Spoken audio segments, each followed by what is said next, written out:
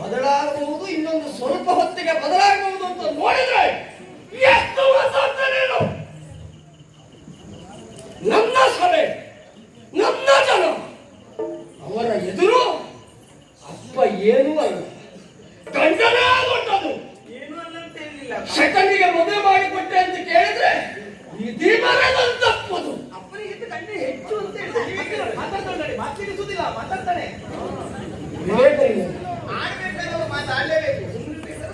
ತಾಯಿ ಇಲ್ಲದ ಮಕ್ಕಳು ಅಂತ ಸಾಕಿದವ, ಬೆಳೆಸಿದವ, ನಮ್ಮ ಕನಸುಗಳನ್ನು ನಿಮ್ಮಲ್ಲಿ ಕಂಡವ.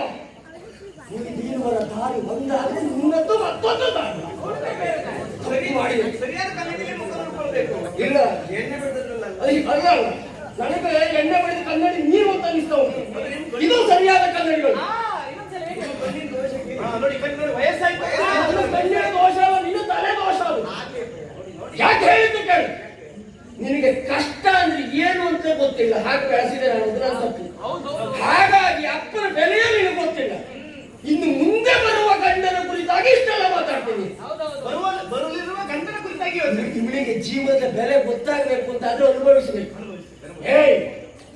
ಸರಿಯಾಗಿ ಇನ್ನೊಂದು ಕೊಲೆ ಮಾಡಿ ನೋಡೋ, ಕೊಲೆ ಮಾಡಿ ಅಪ್ಪನೇ ಹೆಚ್ಚು ಅಂತ ಹೇಳಿ ಇಲ್ಲ ಅಂತಾದ್ರೆ ನಾನು ಏನು ಮಾಡ್ತೇನೆ ನನಗೆ ಗೊತ್ತಿಲ್ಲ.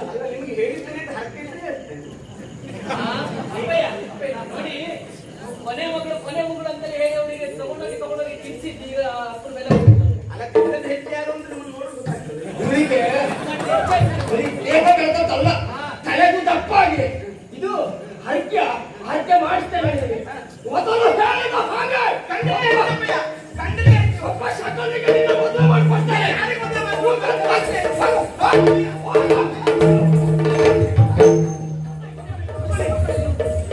ನಿಮಗೆ ನಾನು ಹೇಳಿದ್ದೇನೆ, ಯಾವುದೇ ಒಂದು ತಿಂಡಿ ತಿನಿಸು ತರಲಿಕ್ಕಿಲ್ಲ. ಮಗು ಗುಣ ಗುಣನಿಗೆ ತಿನ್ನಿಸಿ ದೊಡ್ಡ ಹೆಗ್ಗಣ ಬೆಳೆದಾಗ ಬಂದಿದ್ದಾರೆ. ಗೊತ್ತಿಲ್ಲ ಅಪ್ಪೆ ಆಗ್ಬೇಕಾ?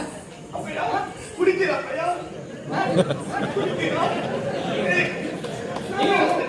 ಸಿಟ್ಟು ಮಾಡ್ಕೊಳ್ಬೇಡಿ, ರಕ್ತ ಹೋಗ್ತಾರೆ ಹೆಚ್ಚಾಗ್ತದೆ. ಬೆವರು ನೋಡಿದ್ರೆ ಕಣ್ಣಲ್ಲಿ ನೀರು ಬರ್ತದಪ್ಪ, ನೀರು ಬರ್ತದೆ. ಮದುವೆಗೆ 60 ವರ್ಷ ಆಯ್ತು. ನನಗೆ ಇಷ್ಟ ಇದು ಅನುಮರು ಅಂತ ಹೇಳಿದ್ದಾರೆ. ಅಲ್ಲ, ಈಗ ಆಘಾತದ ಮಾತುಗಳನ್ನು ಕೇಳುವ ಹಾಗೆ ಸಿಟ್ಟು ಮಾಡ್ಕೊಳ್ಬಾರ್ದು ಅಂತ. ನಿಮ್ಮ ಬಗ್ಗೆ ಬಹಳ ಸಂತೋಷ ಉಂಟು, ಹೆಮ್ಮೆ ಉಂಟು. ಅಪ್ಪ ಕುಡಿತಾನೆ ಅಂತ ಆದ್ರೆ ಕುಡಿಸು ಮಕ್ಕಳು ನೀವು ಹೋಗ್ತದೆ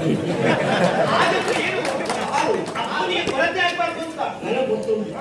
ಆದ್ರೆ ಇವತ್ತಿನ ನನ್ನ ಮನಃಶಾಂತಿಯನ್ನು ಅವಳು ಕದಳಿ ಬಿಟ್ಟಿದ್ದಾಳೆ. ಅವಳನ್ನು ಹೀಗೆ ಬಿಡುವುದಿಲ್ಲ ನಾನು.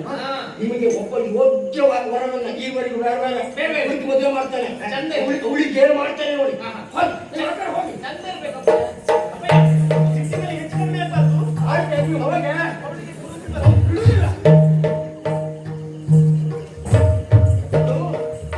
ವಿಧಿ ಬರೆದಂತಪ್ಪುದು. ಈ ಅಪ್ಪ ಎನ್ನುವ ವಿಧಿ ಏನು ಎಷ್ಟು ಅಂತ ವಿಧಿ ತೋರಿಸಬೇಕು, ಮೇಲಿರುವ ವಿಧಿ ಅಲ್ಲ.